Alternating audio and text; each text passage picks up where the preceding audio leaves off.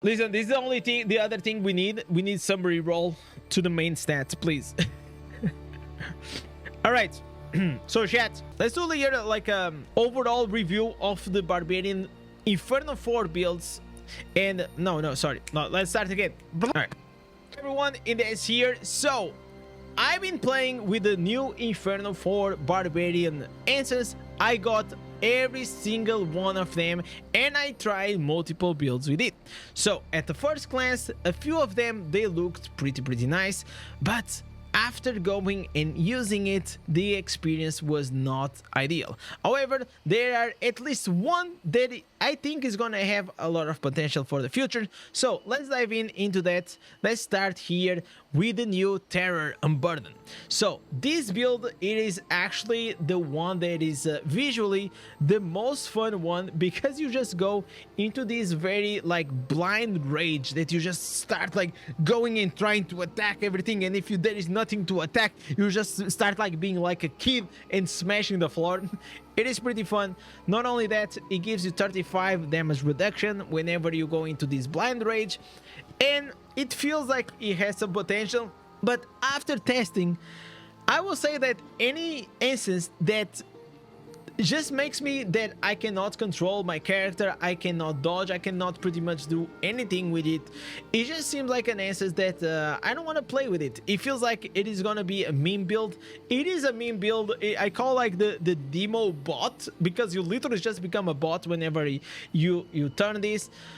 So also, the other thing that I want to acknowledge is like when it comes to the head slot instance, we have things like, for example, the Ancestral Steel, which is gonna give us like 1 second more, but also we're not using not only for the 1 second more on the Undying Rage, it is also because of the cooldown reduction. But also, if we keep scrolling down, we have the Heartless Terror, which is gonna make you immune to CC. We have, of course, the Spartusk that is gonna dispel, stun, and do damage, and it's gonna pull in everyone. Spartusk, man, until like they change something, there's gonna still be the meta until I don't know until when, but it's still the meta, man. Then we have here also the Corbask, which is gonna give you the 20 crits, and yeah. So all these slots are very useful for PvP, which makes it like this headpiece, it actually will not have any opportunity to actually, in my opinion, get into the meta, just because you lose the control out of your character. But if you are starting the game and you're not like that good at PvP, well, just slot this in and the game will play it for you.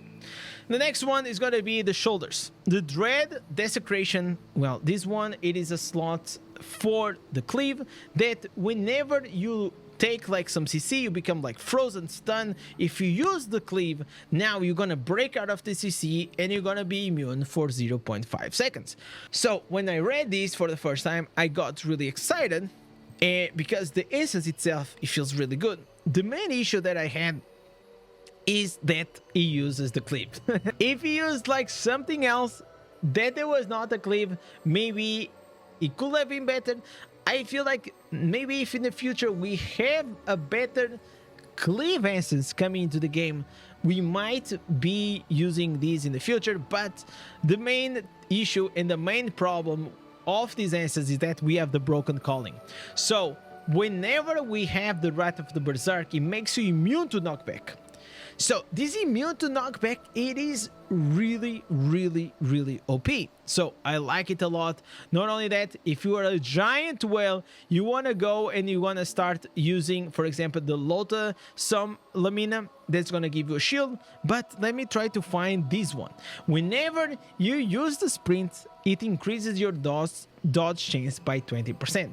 So if you guys don't know, now a lot of people are stacking up these new affixes that is called the Endure, which also is going to increase your evasion rating. And whenever you evade, you have the opportunity to gain a shield of 5%. So whenever you get the shield of 5%, you can actually also get some immunity.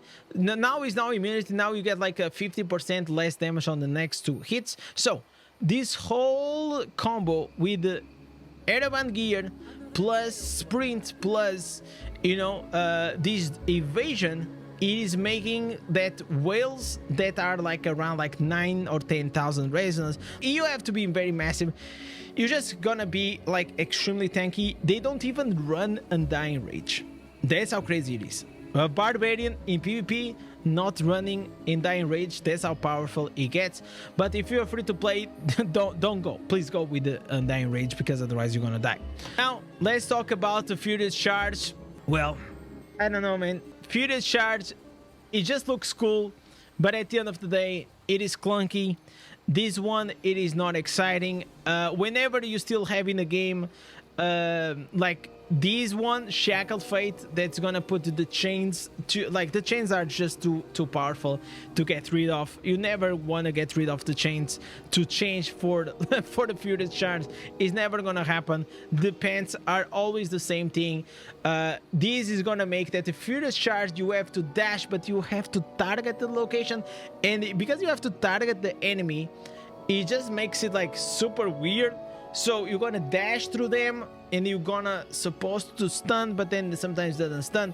Well, these ones are pretty much an easy skip. So we have here the new main hand for Cliff, which is the Shard Breaker. This one actually, it kind of looks cool. So yeah, I'm actually gonna show you. So this will create a dash that you're just gonna dash around. So if you have the shoulders plus this cliff, if you are in stun, you just dash in front of the enemy and you're gonna do some damage. Now, what is the issue with these essence? Well, it is a bit short, but it is okay. But the problem is, like, it doesn't add any bleed. So whenever you attack the target, let's go here, you see it doesn't add bleed. And the clip should add some bleed, but this one doesn't. So I feel like this one, it is pretty much just like a dash. You get like a dash. It doesn't do a lot of damage. It just makes you dash around. But to use this cleave with the shoulders essence, you most likely gonna lose 1 of 3 slots, or you have to drop your Ota, Hammer of the Ancients, or you have to drop your Chains, or you have to drop your Wrath of the Berserk, which in my opinion these 3 are still very, very powerful. And because of that, I don't think Cleave right now has is a place in the meta, man. I don't think it does. Whatever I tried, it didn't work, because in exchange of having 1 more dash, you are just losing 50% of damage because you have to remove like Ota or something like that. So was not a big fan. I really like the mobility, but if I want to play frontline, and I want to have like a lot of mobility, most likely I'm gonna play other class, not Warrior. And then this other one, remember when I said in the beginning of the video that there was one that actually may have some future? If anyone or any of these instances, it is gonna be the Bur of Nothingness. Demoralize also grants you a demoralizing aura for 3 seconds that reduce all the damage of nearby enemies by 90%. So I'm gonna keep this one so you understand what it does. And I feel like this one's gonna be a good combination with, for example, the Heartless Terror. So some people were doing with this one. We can also try with this one, so you also see the blind rage, what just happens when you click on it. You're just gonna turn into a madman. Look at this. It's just like you just become a madman, punching the floor like a crazy man. And then you have like this circle around you. If any enemy it is inside the circle, it pretty much just gonna receive damage. It's gonna have its damage reduced. It's all it does, nothing else. But the potential that I see happening here is if we go and we change these and we put, for example, the Heartless Terror. I tried with the Spartusk.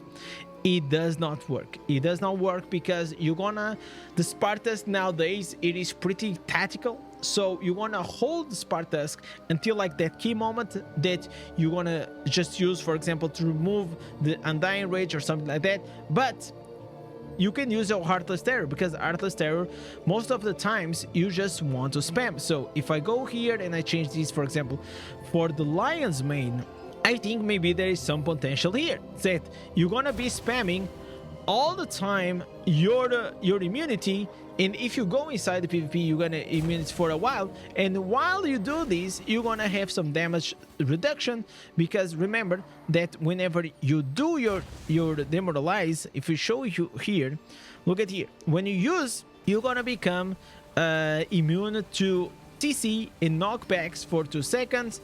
This one is gonna put, and it's gonna decrease by 20 seconds